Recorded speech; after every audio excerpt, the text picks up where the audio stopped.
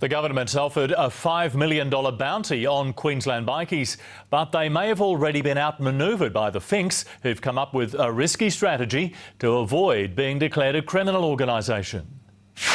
Senior Finks leaders gathered in Southport this morning for a secret meeting. On the agenda, disbanding the club to try and beat the government's attempt to make them illegal. They'll reform as a branch of the American-based Mongols. By pursuing ineffective legislation, effectively we've forced the Finks to take in and give a foothold to a very sophisticated and very vicious US bikie gang. But it's more than changing allegiance or patches. The artwork that gave them identity will need to be blacked out or removed. They're prepared to endure the pain to preserve the brotherhood. They can do whatever they want to change their names, to change their membership, to change their organisation. But we will find them, we'll track them down. 40 officers reported for duty on the Gold Coast today.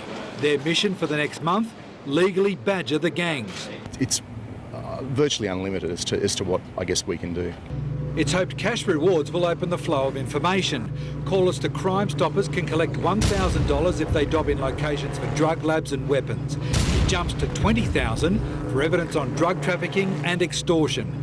$500,000 will be handed over for insiders prepared to turn and shut down the gang. We're also looking for information just about where people are going, what they're doing, where they're hanging out, who they're associating with. 26 bikies have now been arrested and charged over the Broadbeach brawl.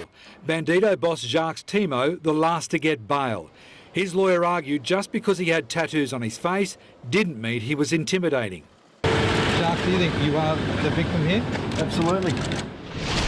Alive now to Darren Curtis at Surfers. Darren, how tough are police going to get? Well, Andrew, the police intend to not only follow the bikers around to the hotels and the nightclubs that they like, they're also going to be knocking on their doors at home. And if the court has ordered that they have a curfew, they'll be checking on that. If they're supposed to be off the drugs and alcohol, they'll be tested for that as well. Any breaches and they'll end up straight back in court and probably jail. Now, it seems to be having an impact already.